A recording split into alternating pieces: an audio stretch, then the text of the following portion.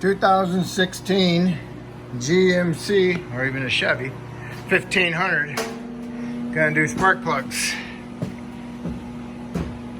Best thing to do is to remove the air induction assembly and the upper air cleaner housing. What you want to do is you want to unplug your mass airflow sensor. It's got a lock clip on it. You got to pull that back and push the little tab in.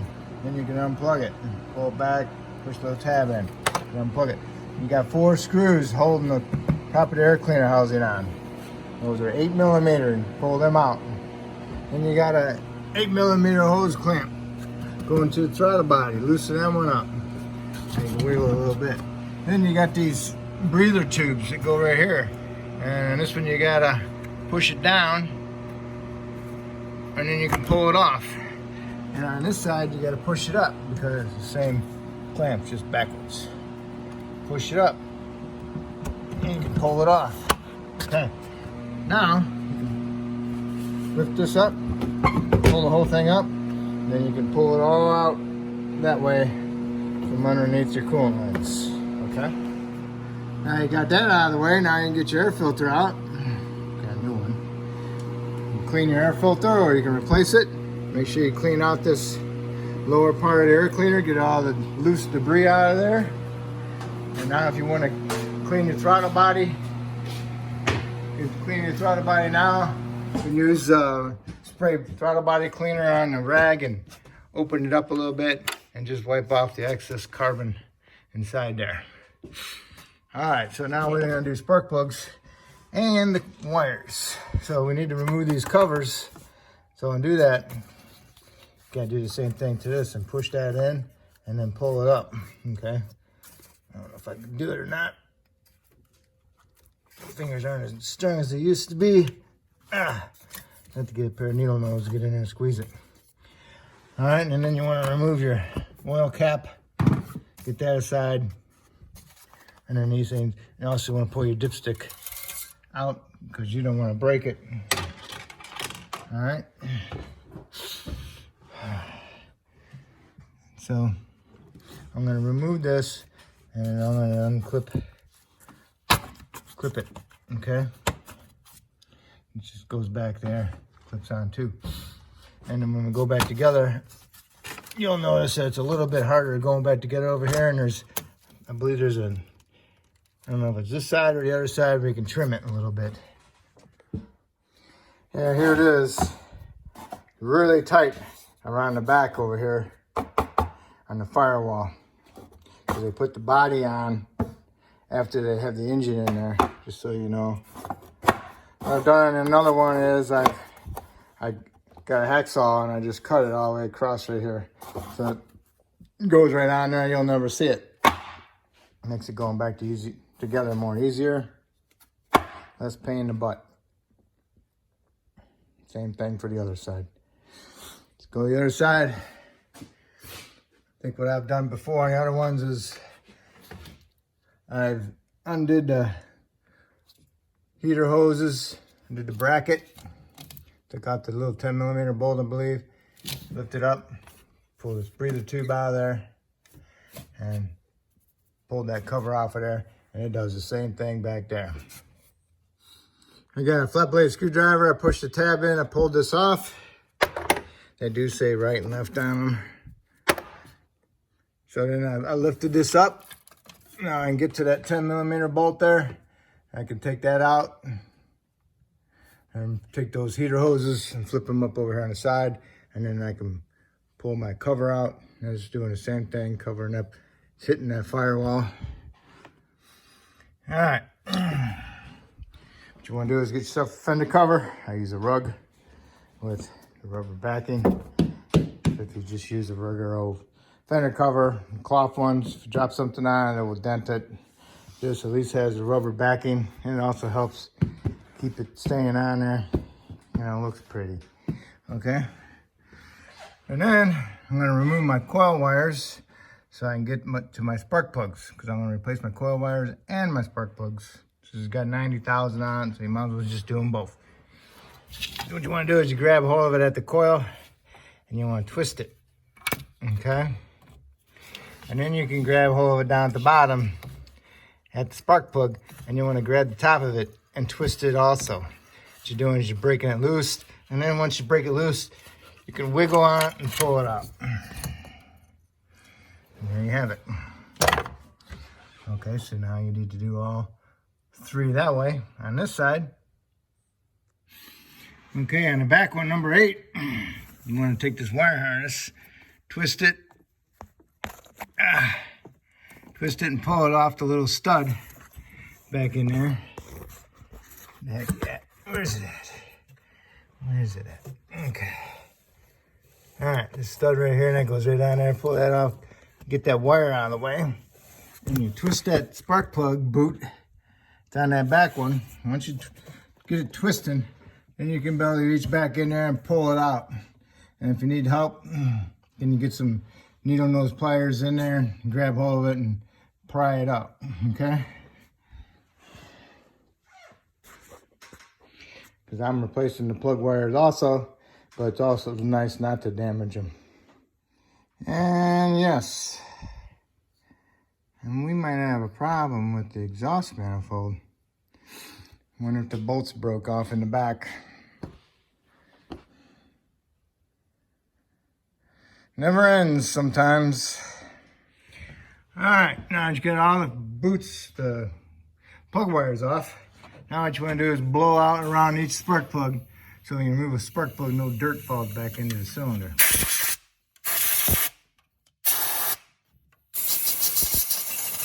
also aids in pushing the spark plug socket over in case there's any debris in there that keeps you from pushing it on all the way.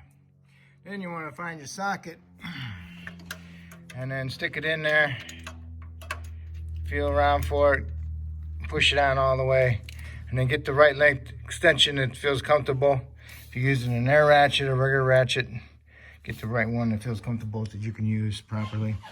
And then you want to start removing your spark plugs. Then on number 8 back there, it's a little tighter. We'll have to see how that one goes. That might be just a spark plug socket itself. Okay, that's the last one I got. And I got my the swivel spark plug socket. Hopefully I can get my ratchet back in there and get it out of there. And yes, the bolt did break off in there. After you get them all out, you want to inspect them to see how they're firing. See if they got any crust buildup of coolant or oil. And they're looking pretty darn good. Okay, you got your new spark plugs. What you want to do is you want to inspect them.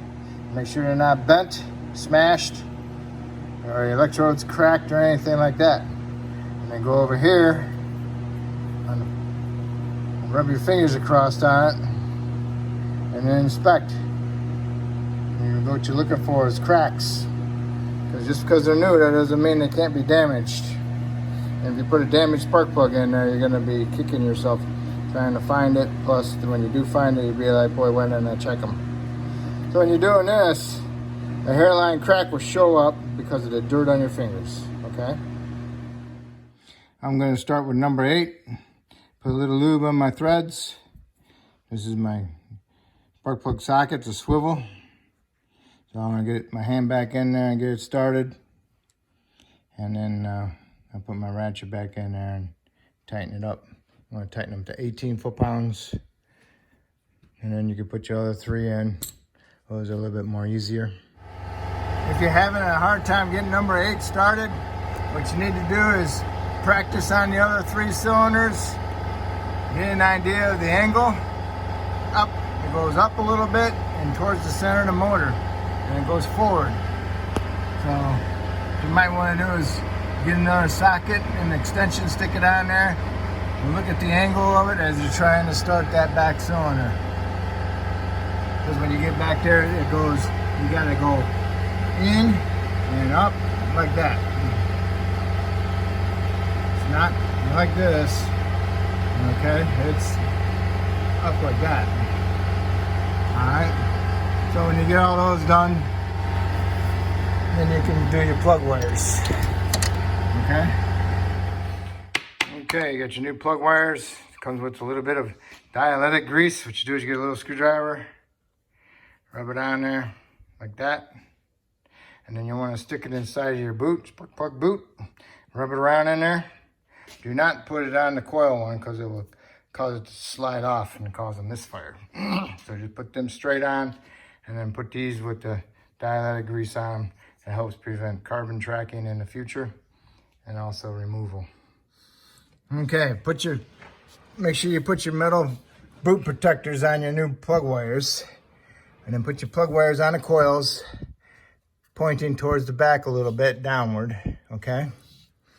Once you got them all on, then you can push on your wires onto your spark plugs. Grab hold of the boot and get in there with your index finger and find out where that tip is of that spark plug, and then guide that spring on the end of that protector on that boot. And when you get it on there, make sure you push it with your fingers and make sure you feel it click. If it don't click, then it's not on the plug good, okay? And then double check it. You can give it a little tug, see if it pulls off. If it pulls off, then redo it, okay?